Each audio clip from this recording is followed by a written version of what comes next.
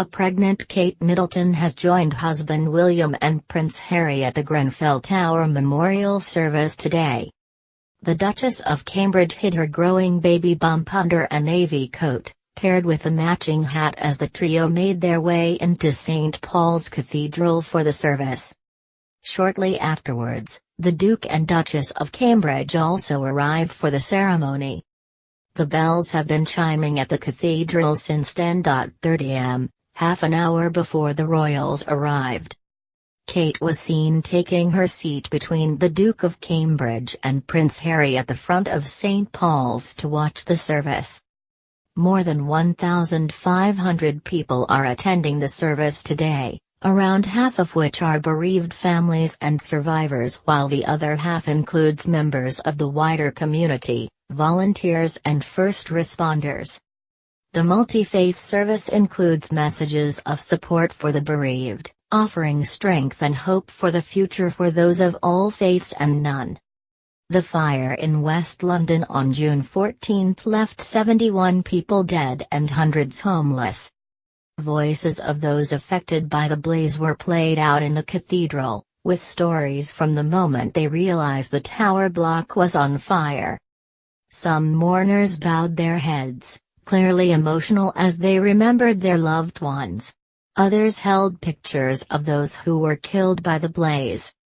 In an address, the Bishop of Kensington told the emotional congregation that today would have been the first birthday of one of the youngest victims killed in the fire. Adele, Marcus Mumford, from the band Mumford & Sons, and his wife Carrie Mulligan also attended the service. A banner with the Grenfell heart is being displayed in the domed building, while the Ebony Steel Band, the Portobello Road Salvation Army Band, an Islamic girls' choir from the Al-Sadiq and Al-Zahra schools, and the St. Paul's Cathedral Choir are performing. Following the service, bereaved families and survivors will leave the cathedral together in silence, holding white roses.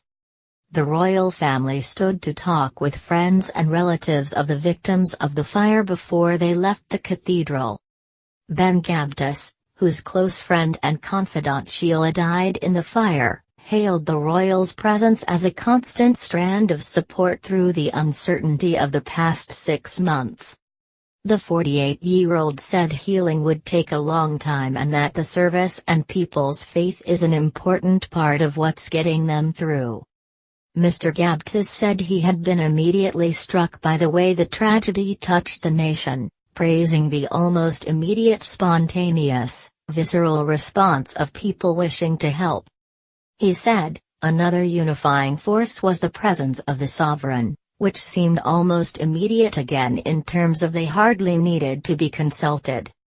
I think the nation at that point appreciated her being present, and particularly William and Harry. And I think that was a unifying force of which there were no politicians who managed that. The royals' numerous visits to the community since the fire formed a thread which has led to their presence at the service, he said, adding, that is wonderful that there is recognition at that level, and as I said it was one of the only unifying forces, and at these times I guess we are more thankful we have a royal family and its place within our society. The Queen and the Duke of Cambridge visited victims and community centres just days after the tragedy, and both the Duke and Duchess of Cambridge, and Prince Harry, have supported countless projects since in a bid to help families and survivors. Meghan Markle was not in attendance for the ceremony after reports that she had flown back to the US to spend some time with her family and friends in LA.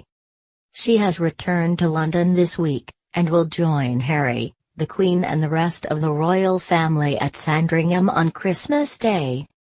In a break from royal tradition, the 36-year-old US actress will also join members of the royal family making the annual walk to church on Christmas morning, despite the fact she is not married to Harry. She and Prince Harry are expected to stay with William and Kate and their children in their country home on the Sandringham estate Anmer Hall over the festive period.